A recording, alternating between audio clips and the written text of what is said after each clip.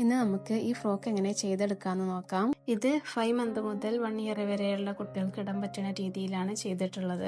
ആ ഒരു മെഷർമെന്റ് ആണ് ഇതിൽ കൊടുത്തിട്ടുള്ളത്. ഇത് നീ ലെങ്ത് ആയിരിക്കും വരുന്നത്. ഓരോ മീറ്റർ വീതമാണ് ക്ലോത്ത് എടുത്തിട്ടുള്ളത്. ആദ്യം ഞാൻ ലൈനിങ്ങിലാണ് കട്ട് ചെയ്യണത്. ക്ലോത്ത് 4 ആക്കി മടക്കിയതിനു ശേഷം ഒന്ന് ലെവൽ ചെയ്ത് കൊടുക്കാം. ഷോൾഡർ 4 ഇഞ്ച്, അതുപോലെ അംഹോളും 4 ഇഞ്ചാണ്.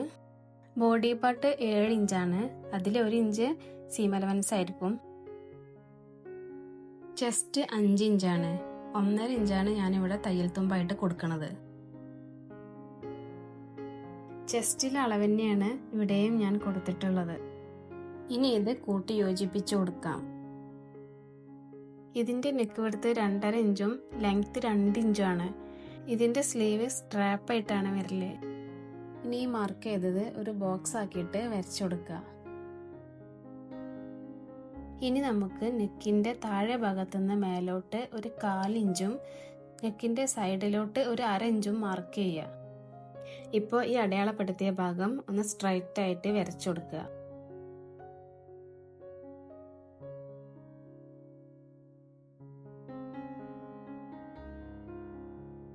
ഇനി ഇവിടുന്ന് ആം ഹോള് ഷേപ്പ് ചെയ്ത് വരച്ചു കൊടുക്കുക.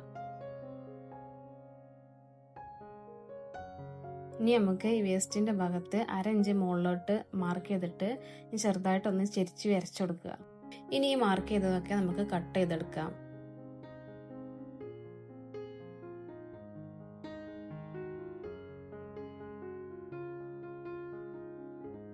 നമ്മൾ തയ്യൽ തുമ്പ് അടയാളപ്പെടുത്തിയ ഭാഗത്ത് ഒരു വെട്ടിട്ട് കൊടുക്കാം. ഇത് നമ്മൾ സ്റ്റിച്ച് ചെയ്യുമ്പോൾ നമുക്ക് പെട്ടെന്ന് മനസ്സിലാവാൻ വേണ്ടിയിട്ടാണ് അങ്ങനെ ഒരു വെട്ട് കൊടുക്കുന്നത്.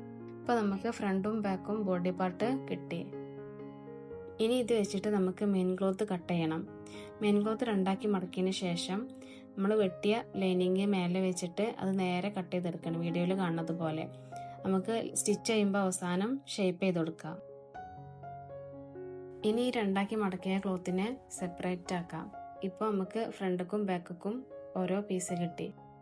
നിങ്ങൾക്ക് ഇനി വേണമെങ്കിൽ സാധാ പോലെ രണ്ടും ഒരുപോലെ ഷേപ്പ് ചെയ്ത് കട്ട് ചെയ്യാട്ടോ. ഞാനിപ്പോൾ ഇവിടെ ഇങ്ങനെയാണ് ചെയ്ത് കണ്ടത്. ഇവിടെ നമ്മൾ സ്ലീവിന് സ്ട്രാപ്പാണ് കൊടുക്കുന്നത്. അതിൻ്റെ വിഡ്ത്ത് 2.5 ഇഞ്ചും ലെങ്ത്ത് 5.5 ഇഞ്ചുമാണ് കൊടുത്തിട്ടുള്ളത്. ഈ സ്ലീവിൽ ചെറിയൊരു ഫ്രില്ല് കൊടുക്കുന്നുണ്ട്. അതിന് ക്ലോത്ത് 4 ആക്കി മടക്കിയതിന് ശേഷം ഇവിടെ 3.5 ഇഞ്ച് അടയാളപ്പെടുത്തി കൊടുക്കുക. ഇപ്പുറത്തേക്ക് 1 ഇഞ്ചും അടയാളപ്പെടുത്തി കൊടുക്കുക. എന്നിട്ട് അവിടെ നിന്ന് ഇങ്ങോട്ട് ചെരിച്ച് വരച്ചു കൊടുക്കുക. എന്നിട്ടത് കട്ട് ചെയ്തെടുക്കുക. ഇനി നെക്കിലും ഒരു ഫ്രില്ല് കൊടുക്കുന്നുണ്ട്. അതിന്റെ ലെങ്ത് 14 ഇഞ്ചും വിഡ്ത്ത് 2.5 ഇഞ്ചും ആണ്. ഇനി നമുക്ക് സ്കേർട്ട് പോർഷൻ കട്ട് ചെയ്യാം. ഇത് മെയിൻ ക്ലോത്ത് ആണ്. ലെങ്ത് 12 ഇഞ്ചും വിഡ്ത്ത് 44 ഇഞ്ചും ആണ്. ഇതേ അളവില് 2 പീസ് കട്ട് ചെയ്തെടുക്കുന്നുണ്ട്.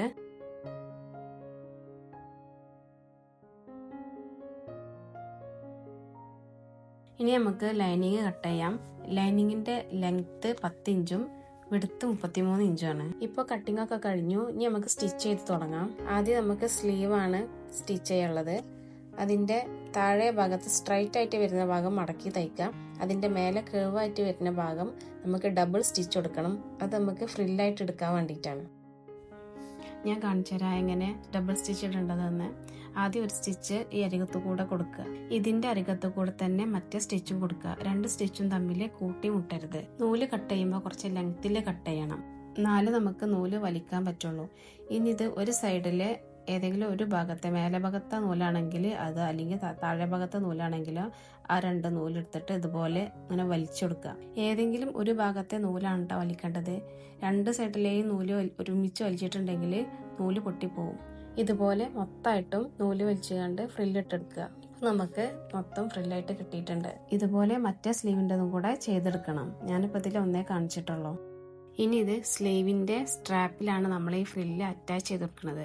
അതിന് സ്ട്രാപ്പിന്റെ നല്ല വശവും സ്ലീവിന്റെ നല്ല വശവും ഒരുമിച്ച് ചേർത്ത് വെച്ചിട്ട് തയ്ച്ചെടുക്കാം. സ്ട്രാപ്പിന്റെ 2 സൈഡിലും 1.5 ഇഞ്ച് വീതം ഗ്യാപ്പ് ഇട്ടിട്ട് വേണം തയ്ച്ചെടുക്കാൻ. അതിന്റെ സെൻട്രലായിട്ട് തയ്ച്ചെടുക്കുക. ഇതിന്റെ സൈഡിലെ നൂലൊന്നും ഇപ്പോൾ കട്ട് ചെയ്യണ്ട, നമുക്ക് സ്റ്റിച്ച് ചെയ്തതിന് ശേഷം കട്ട് ചെയ്യാം. അപ്പോൾ അതാ ഇതുപോലെ സെൻട്രലിൽ വെച്ചിട്ട് തയ്ച്ചെടുക്കുക. ഇനി നമുക്ക് ബാക്കിയുള്ള തയ്യൽ തുമ്പൊക്കെ കട്ട് ചെയ്ത് മാറ്റാം. നൂലൊക്കെ കട്ട് ചെയ്ത് മാറ്റാം. ഇതിനി നിവർത്തുമ്പോൾ ഇങ്ങനായിട്ട് കിട്ടും. ഇനി നമുക്ക് ഈ തയ്യൽ തുമ്പൊക്കെ ഉള്ളിലാക്കിയിട്ട് സ്റ്റിച്ച് ചെയ്യണം. ഇനി ഇത് നിവർത്തി വെക്കുക അതുപോലെ. ഇനി ഈ ഭാഗം ഒരു 1/2 ഇഞ്ച് ഉള്ളിലേക്ക് മടക്കിയിട്ട് വീണ്ടും ഇപ്പുറത്തേക്ക് ഒന്ന് മടക്കി കൊടുക്കുക.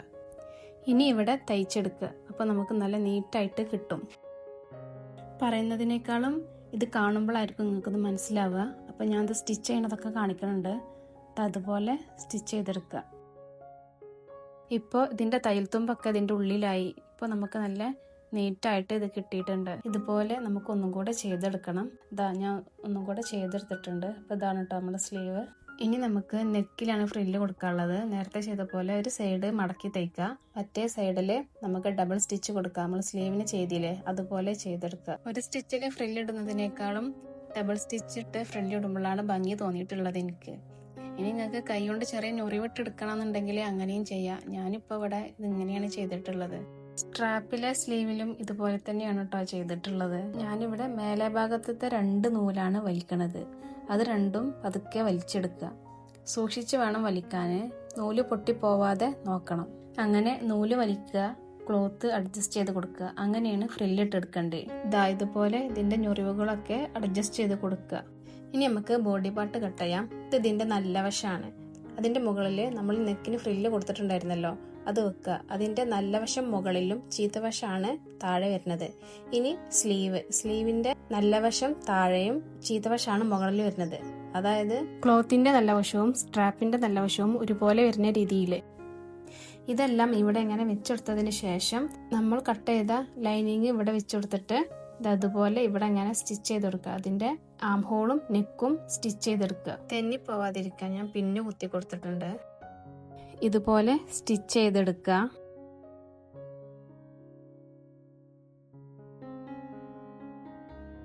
സ്റ്റിച്ച് ചെയ്തതിന് ശേഷം ഇനി ബാക്കിയുള്ള ഈ ഭാഗങ്ങളൊക്കെ കട്ട് ചെയ്ത് മാറ്റാം.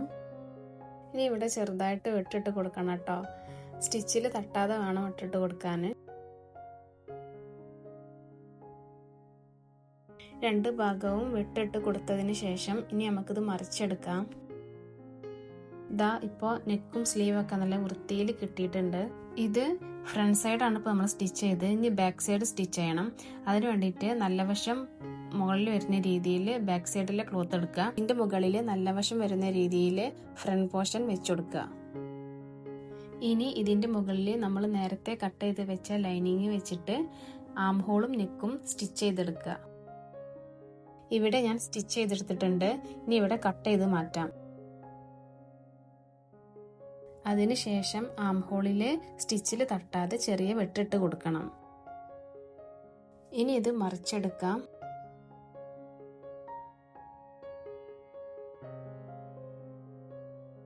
ഇപ്പോൾ ഇത് നല്ലതുപോലെ നീറ്റായിട്ട് കിട്ടിയിട്ടുണ്ട്. ഇനി ഇതിൽ എക്സ്ട്രാ കിടക്കുന്ന ക്ലോത്തുകളൊക്കെ നമുക്ക് കട്ട് ചെയ്ത് മാറ്റണം.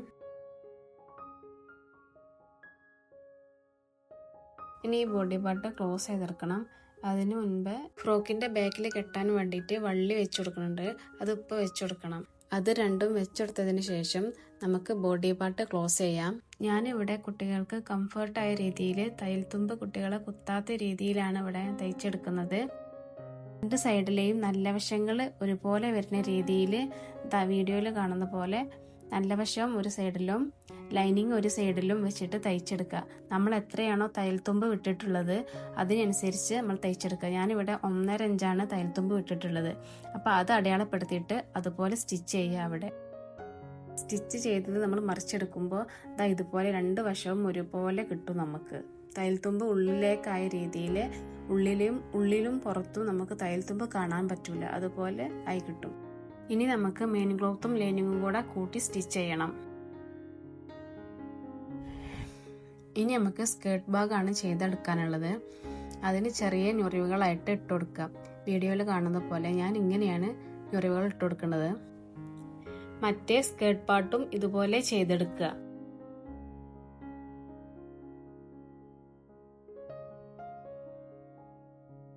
ഈ 2 സ്കേർട്ട് പോർഷനും ഒരുമിച്ച് കൂട്ടി യോജിപ്പിക്കുക.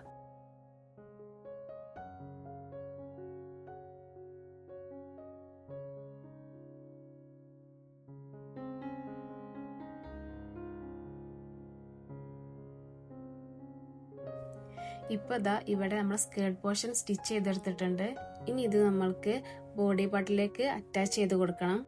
ആദ്യം നമ്മൾ അറ്റാച്ച് ചെയ്ത് കൊടുക്കുന്നത് ഈ മെയിൻ ക്ലോത്ത് തന്നെയാണ്. ഇത് കഴിഞ്ഞിട്ടാണ് ഇനി നമ്മൾ ലൈനിങ് അറ്റാച്ച് ചെയ്ത് കൊടുക്കുന്നത്.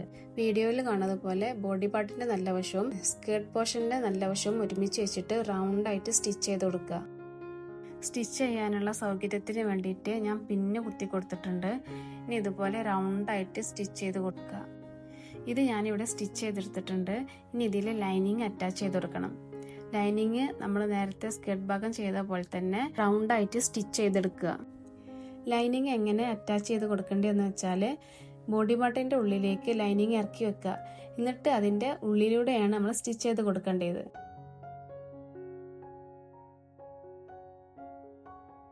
ഇതുപോലെ പിൻ കുത്തി കൊടുത്തിട്ട് റൗണ്ട് ആക്കിയിട്ട് സ്റ്റിച്ച് ചെയ്തെടുക്കുക.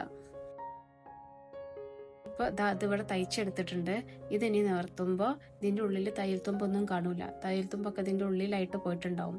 അപ്പോൾ ഇത് കുട്ടികൾക്ക് കംഫർട്ടായിട്ട് യൂസ് ചെയ്യാൻ പറ്റും. ഇനി ഇതിൻ്റെ താഴെ ഭാഗം കൂടെ മടക്കി തയ്ച്ചാൽ ഫ്രോക്കിൻ്റെ സ്റ്റിച്ചിങ് കംപ്ലീറ്റ് ആയി. നിങ്ങൾക്ക് ഇതിൽ എന്തെങ്കിലും സംശയങ്ങൾ ഉണ്ടെങ്കിൽ കമൻ്റായിട്ട് ചോദിക്കാം. നിങ്ങൾക്കിത് മനസ്സിലാവുന്നുണ്ടോ എന്ന് കമൻറ്റിലൂടെ അറിയിക്കണേ. ഇതെൻ്റെ ഫസ്റ്റ് ലോങ് വീഡിയോ ആണ്. എന്തെങ്കിലും തിരുത്താനുണ്ടെങ്കിൽ അതും കമൻറ്റിലൂടെ അറിയിക്കുക.